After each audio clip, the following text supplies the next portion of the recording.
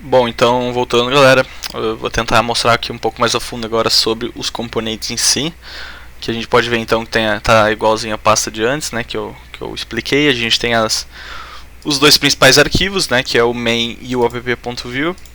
O app então é o componente principal, vai renderizar aqui no template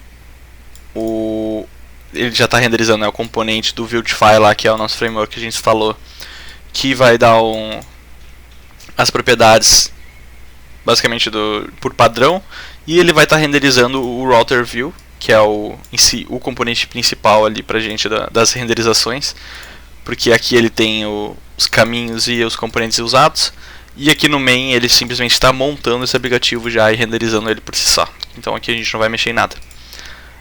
Então aqui a gente vai criar novamente o nosso view, né, uma página inteira, que é um componente. Aqui então a gente pode usar esse comando aqui, que ele vai simplesmente parar de reclamar aquele erro. Tem jeitos mais fáceis de fazer isso e desativar globalmente, mas eu não vou lembrar agora, tem que pesquisar um pouco mais a fundo. Então aqui dentro da nossa view, né, nosso componente principal, a gente vai então criar um template, que é basicamente tudo que for visível ali de CSS, HTML vai ser feito por aqui, vai ser criado, né? E a lógica da programação em si, a gente vai usar o nosso script, que a gente vai usar a parte do JavaScript. Basicamente essas duas propriedades aqui vão ser a mais importante do nosso componente. Além disso, a gente não vai mais usar, porque tudo vai se basear através dentro delas. Aqui dentro do template, tu tem que ter um componente principal, né, uma tag principal. Aqui no HTML a gente chama isso de tags. Cada partezinha criada assim dentro dessas setinhas é uma tag. Mas aqui a gente está usando como se fosse uma tag para renderizar um componente em si, porque ele já está se criando sozinho dentro do Vuetify, né? Que é como eu disse antes, os componentes pré-criados, pré-moldados, sei lá. Mas a gente pode dar um outro exemplo aqui, como uma div. Isso aqui é um elemento de HTML. Isso aqui ele está renderizando uma tag e ele vai depois mostrar ali na página a tag principal. Aqui ele vai dar um erro, né? Porque só pode, dentro do template, tem que ter uma tag principal, uma tag que vai ser a pai ali, a parent de todas as outras. Então aqui a gente vai usar o vmain, que é por padrão ali do Vuetify. Ou a gente pode usar o vmain ou o vapp, que é como tinha antes ali nos dois. Eu gosto de usar só a vmain. Mas como a gente vê ali no app, ele renderiza com ambas aqui. Aqui está renderizando o Router View, mas a gente usa por padrão para começar a criar o template em si. Aqui eu vou mostrar para vocês então um pequeno exemplo. Aqui a gente tem a nossa vmain, eu vou simplesmente escrever qualquer coisa. No HTML isso daqui funciona normalmente, então não tem por que se preocupar.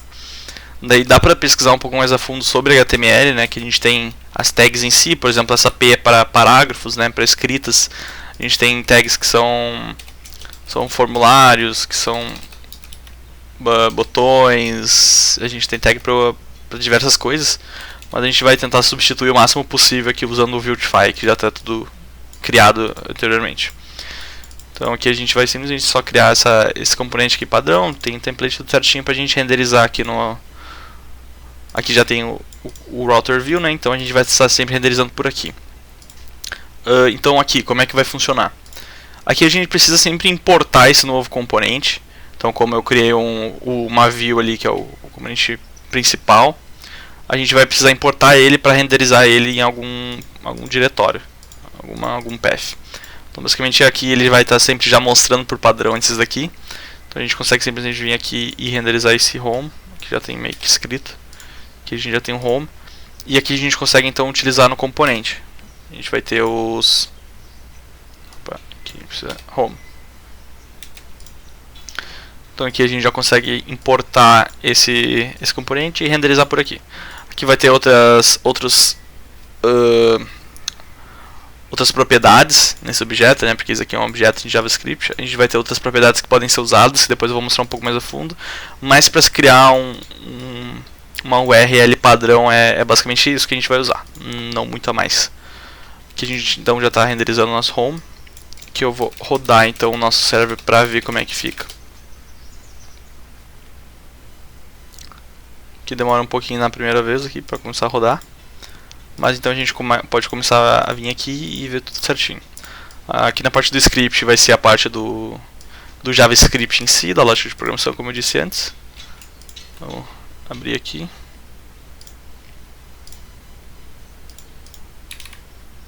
Deixa eu pegar o localhost. Aqui está rodando na porta 8080. Já tinha um aberto aqui. Enfim, a gente consegue ver que aqui está então renderizando o nosso Oi, que foi o que eu escrevi aqui no componente. Então a gente consegue ver por padrão que esse daqui vai ser o nosso path principal, né, que é o que eu botei ali, que é quando não tem nada mais. Se eu, por exemplo, botar outra coisa agora, ele vai direcionar para nada, porque eu não tenho um componente criado para essa rota. Vamos voltar ali para outra. Então aqui a gente já começa a ver um padrão, né, de criação de componentes, que é basicamente isso que a gente precisa, e através disso a gente simplesmente vai começar a criar com as próximas tags através disso daqui, né, através do template. Já na parte do script, a parte do script então ela vai ter também algumas propriedades padrão, que é o que a gente vai usar para basicamente tudo. Então a gente pode começar criando, por exemplo, isso a gente consegue ver na documentação também depois. A gente começa a criar, por exemplo, os dados. Aqui qualquer tipo de variável salva vai ser criado então por aqui, que aqui é basicamente a declaração, né? A gente vai declarar tudo que a gente vai usar. Então a gente tem, além de dados, a gente tem os computed, que é basicamente variáveis também que vão ser declaradas aqui, mas são variáveis que são computadas, elas podem depender de outras variáveis, então quando tem alguma mudança nela, ela vai ter alguma mudança nessa daqui também. Então ela vai estar sempre sendo recomputada, sempre sendo refeita ali. Depois eu mostro um pouco mais a fundo como é que ela funciona certinho. Além disso, a gente tem os nossos métodos. Os métodos, então, já por padrão, são as funções, né? Qualquer tipo de função que a gente vai utilizar então no nosso template ou na nossa lógica ali vai ser através dos métodos. E além desses três, a gente tem um que é muito importante também, que a gente usa para justamente fazer as requisições, que são os Lifecycles Hooks. O que são os Lifecycles Hooks? Vamos vir aqui para ver. View Hooks. Basicamente os Lifecycle Hooks, eles são funções que são rodadas em um determinado momento de quando é renderizado a nossa aplicação. Então, por exemplo, aqui na esquerda ou na direita, em vermelho, a gente pode ver os hooks. Por exemplo, before created. Por nome, tu já vai saber o que é. Então, antes de criar, vai ser rodada essa função. São funções propriamente já criadas, né? Tu só tem que implementar a lógica. E através delas, tu já vai conseguir fazer alguma coisa através disso. Então, por exemplo, vamos vir aqui. Aqui a gente tem, por exemplo, o hook created. Então, a gente sabe que quando for criado o nosso componente aqui home, ele vai rodar essa função. Então a gente pode, por exemplo, dar um console.log. Console.log é basicamente o print, né? O print do JavaScript, que ele é só que no navegador. Então a gente consegue vir aqui, que a gente pode abrir o console do navegador e a gente vê, ó, ele roda o Oi. Então, sempre que for rodar esse lifecycle ali, aquele hook, ele já vai mandar para cá direto. Então qualquer coisa que a gente for precisar usar, a gente já manda aqui. Então a gente pode usar, por exemplo, para fazer uma requisição ali no back-end, puxar os dados e renderizar nos componentes aqui do template. A gente pode fazer isso no created ou até no before mount. Opa, teclado tá meio doido. Before mount, que então é quando, antes de ser realmente montado cada pecinha aqui, né, a gente tem que ler mais a fundo aqui como é que funcionam os hooks, em qual momento eles são. A gente pode ver até nesse mapinha aqui, a gente utiliza isso. Mas não tem muita importância, geralmente a gente usa o created ou before created ou before mount, não vai mudar muito aqui pra gente nas nossas aplicações. Enfim, voltando pra cá. Falando um pouco mais sobre templates, que eu vou mostrar um pouco mais de renderização do Vuetify. Aqui então não tem muito mistério, foi como eu disse antes. Vou mostrar para vocês, por exemplo, a renderização de um botão ali do Vuetify, VBTN, que é o nome, que a gente pode ver na documentação. Deixa eu botar mais para cá. A gente simplesmente pode seguir aqui os botões. Então a gente começa a ver aqui um botão criado, né? Que ele usa basicamente o VBTN. E a gente já consegue ver que a gente pode fazer escritas dentro dele. Então, botão. E aqui a gente já começa a ver que ele vai ser renderizado. Ó, aqui a gente já tem nosso primeiro botão. E como eu disse antes, esses componentes do Vuetify, eles começam a citar propriedades. Então basicamente eu posso vir aqui e ver quais propriedades existem. Ó. Aqui existem vários exemplos, então eu tenho Depressed, eu tenho Disabled. Aqui embaixo eu posso começar a usar ícones junto, então aqui eu percebo que eles começam a ser aninhados. Ó, eu tenho um botão, que dentro desse botão vai ter um V-Icon, que também é um componente do Vuetify. E tudo isso monta só um bloquinho. E esse bloquinho a gente já pode ver que ele é o que forma isso daqui. Ó. Então eles têm às vezes muita conexão entre eles e dá pra criar coisas legais assim, tu sabendo juntar certinho. Então a gente pode ver aqui, ó, a gente tem Fab, Dark, Small, são as propriedades ali. Eu posso usar aqui, por exemplo, Small, coisas do gênero. Deixa eu mostrar aqui pra vocês. Então aqui a gente já vê com o Dark ele já muda o padrão, a gente tem a propriedade Color. Então aqui a gente já pode usar, por exemplo, um Red. Isso. Aqui a gente já vê que mudou. Então, o Vuetify ele tem muita aplicação, ele tem muito detalhe, muita coisa que pode ser customizada. Então, o mais correto é sempre que tu precisar fazer alguma coisa, tu vir aqui e ver como é que se faz por aqui. Porque é o mais fácil. Toda vez que eu vou desenvolver uma nova aplicação, eu fico aqui com a documentação aberta do lado, porque é o único jeito possível. E com isso a gente vai começando a customizar os nossos templates. O que a gente pode saber mais sobre isso? A gente pode saber que aqui no Vue começa então uma interação entre a parte do script e a parte do template. A gente tem acesso aqui no template a essas variáveis aqui, a variáveis, a funções, a tudo que for preciso. Então a gente começa a fazer as integrações. Por exemplo, aqui no botão a gente vai ter um evento. A gente pode chamar um evento de clique. Então, isso também é algo que a gente pode ver aqui no Vuetify, justamente. Ele tem a parte dos eventos, mas também mistura um pouco com o Vue em si, com a lógica do Vue.